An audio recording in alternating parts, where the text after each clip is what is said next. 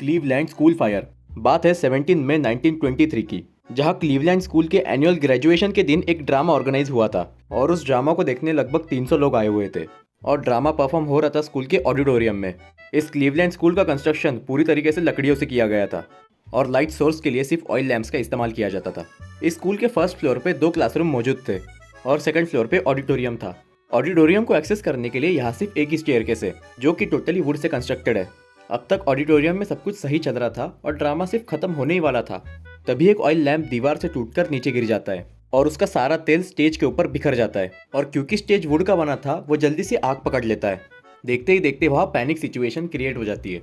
कुछ आदमी अपने कोट से आग बुझाने की कोशिश भी करते हैं लेकिन वो नाकाम रहते हैं। अब तक आग स्टेज पे लगे पर्दों से सीलिंग तक पहुंच जाती है। गैदरिंग में आए लोग जल्दी से स्टेयरकेस की तरफ भागने लगते हैं लेकिन स्टेयरकेस नैरो होने की वजह से वहाँ काफी ज्यादा भगदड़ मच जाती है और भीड़ के नीचे आके कई लोग तो अपना दम भी तोड़ देते हैं।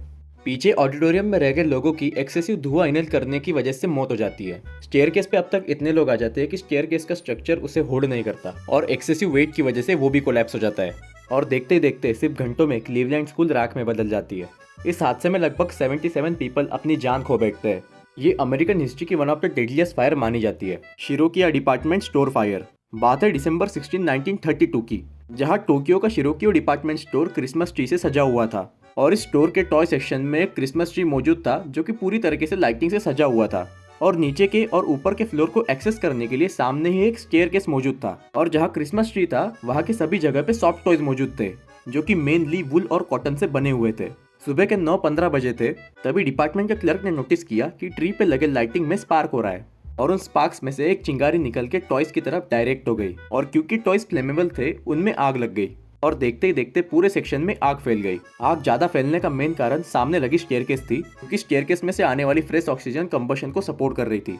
अब तक उस लोकेशन पे फायर ब्रिगेड पहुंच चुकी थी लेकिन 5th फ्लोर पे होने की वजह से लोगों को रेस्क्यू करना थोड़ा डिफिकल्ट हो रहा था। कुछ लोग विंडो से जंप करके फायरमैन ने पकड़े हुए सेफ्टी नेट्स में लैंड कर रहे थे। कुछ लोगों ने पाइप की मदद से नीचे क्लाइंब करके खुद को रेस्क्यू कर लिया। इस हादसे में लगभग 14 पीपल की डेथ हो गई और 67 पीपल इंजर्ड पाए गए।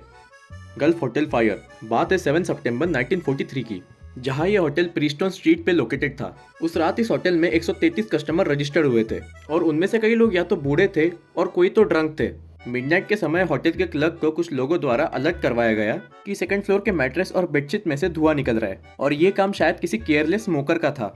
कुछ गेस्ट और क्लर्क ने मिलकर इस मैट्रेस को एक्सटिंग्विश करवाया और उसे क्लोजेट में रख दिया। क्लर्क को लगा कि मामला सुलझ चुका है लेकिन वो मैट्रेस पूरी तरीके से एक्सटिंग्विश नहीं हुआ था और कुछ देर बाद क्लोजेट में काफी बड़ी आग लग गई और वो आग पूरे फ्लोर पे बिखर गई। इस फ्लोर से निकलने के लिए 2 पॉसिबल एग्जिट्स थे, एक थी होटल के अंदर वाली स्टेयरकेस और दूसरी थी एक्सटीरियर में लगी फायर एस्केप। इस होटल से कुछ दूरी पर ही fire department central station located था और रात के 12:50 को deputy chief governor Cleveland Adams को बर्निंग होटल की खबर मिली। वो पहले थे जो बर्निंग लोकेशन पे पहुंचे और जरा सी भी देर ना गवा के उन्होंने अपनी आर्मी बुला ली और इन फायर फाइटर्स को गल्फ होटल की आग बुझाने में लगभग 2 घंटे लगे।